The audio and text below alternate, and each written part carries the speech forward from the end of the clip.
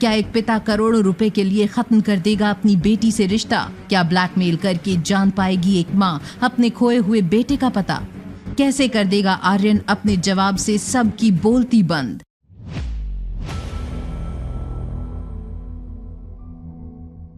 I am not a girl. जैसे ही आर्यन ने ये कहा, हॉल में खड़े सारे लोग आर्यन को हैरानी से देखने लगे। हाथों में मिट्टी और मिट्टी में नहाई हुई टी शर्ट पहने हुए आर्यन फिलहाल किसी एंगल से लड़की नहीं लग रहा था। आर्यन समझ चुका था कि अब अगर उसने अपने गुस्से पर काबू नहीं किया तो उसकी पोल सबके सामने खुल सकती थी। मेरा मतलब है I am not a dirty girl. वो मार्शल आर्ट्स की ट्रेनिंग करते वक्त थोड़ी मिट्टी लग गई थी। Martial art? This is so down market. तुम तो उन आवारा बच्चों के साथ हाथ में हाथ डालकर कुश्ती खेलती हो, क्योंकि मुझे नहीं लगता कि कोई भी इज्जतदार और पैसे वाले खानदान का बच्चा ऐसे सब ट्रेनिंग लेता होगा। शीला मासी की ऐसी बातें सुनकर अनिका को उनके बिहेवियर पर ताज्जुब हो रहा था। शीला मासी और किशन मामा के स्वभाव में जमीन आसमान का फर्क था।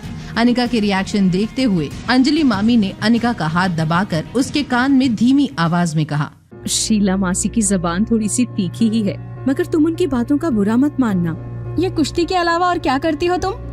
I mean, कौन से क्लास स्टैंडर्ड में हो अभी? लो भाई, बच्ची को तो ये भी नहीं पता कि वो किस स्टैंडर्ड में पढ़ रही है। मान गया अनिका तुम्हें। क्या परवरिश दे रही हो तुम अपनी बच्ची को? आर्यन इन सब सवालों का जवाब देने में थोड़ा कमजोर था। आर्यन को इस तरह सोचते हुए देखकर शीला मासी अनिका को गौर से देखने लगी। थोड़ी देर उसे देखने के बाद शीला मासी ने बड़े दयालु अंदाज से अनिका और रिया पर रहम करते हुए कहा, मैंने सुना है कि तुम शादी से पहले ही प्रेग्नेंट हो गई थी। मैं तुम्हारे लिए कोई अच्छा सा लड़का ढूंढकर तुम्हारी शादी करवा दूंगी।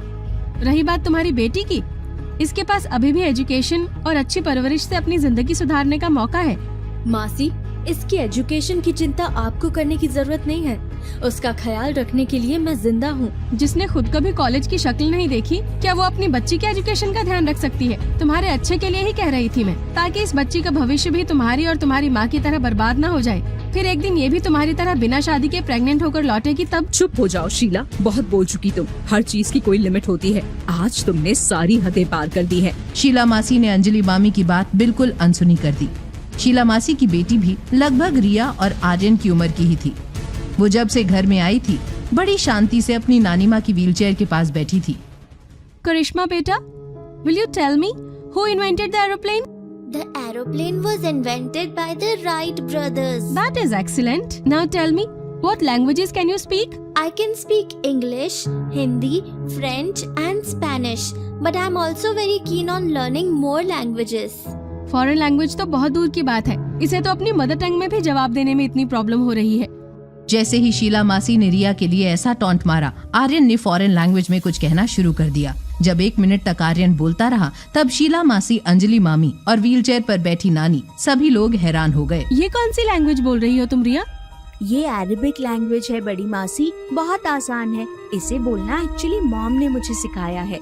8 अलग अलग भाषाएं सिखाई हैं मुझे मॉम ने। आर्यन का ये जवाब सुनते ही करिश्मा जोर जोर से रोने लगी। शीला मासी को विश्वास नहीं हो रहा था कि अभी अभी वो जिस बच्ची को बेवकूफ समझ रही थी, उस बच्चे ने पिछले 2 मिनट में ऐसी बातें कही थी जो 6 साल के बच्चे के लिए बोलना इम्पॉसिबल था। आर्यन ने अपनी बात खत्म करते ही अनिका का हाथ पकड़ा और कहा, चलो हमारे कमरे में जाते हैं।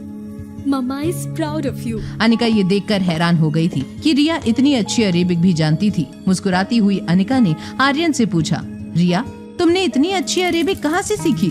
आर्यन अनिका के इस सवाल का क्या जवाब दे, तभी अनिका के पर्स में उसका फोन बजने लगा। जैसे ही अनिका ने फोन उठाया, वाह अनिका, अब तुम इतनी गिर गई हो कि कंपनी के सारे फंड्स तुम्हें अपने अकाउंट में ट्रांसफर करवाना शुरू कर दिए। देखो, शराफत से वो पैसे मुझे लौटा दो, मुझे उन पैसों की सख्त जरूरत है। देखिए पापा, हम सबकी मजबूरियां हैं, हम सबकी अपनी जरूरतें भी है, लेकिन हमारी जरूरतों को पूरा करने के लिए मेहनत भी हम ही को करनी पड़ेगी, है ना? समझ गया मैं। चलो ठीक है, अगर तुम मुझे मल्होत्रा से कहकर 2 करोड़ रुपए दिलवा देती हो तो आज के बाद मैं तुम्हें कभी कांटेक्ट भी नहीं करूंगा। ये मेरा वादा है तुमसे। क्या कहती हो? ठीक है, मैं आपको अभी पैसे ट्रांसफर करने को तैयार हूँ। बदले में आप मुझे मेरे बेटे का पता बताएंगे। क्या आपको ये मंजूर है? क्या ब्लैकमेल होकर गौतम गुलेरिया दे देगा अनिका को उसके बेटे की इन्फॉर्मेशन?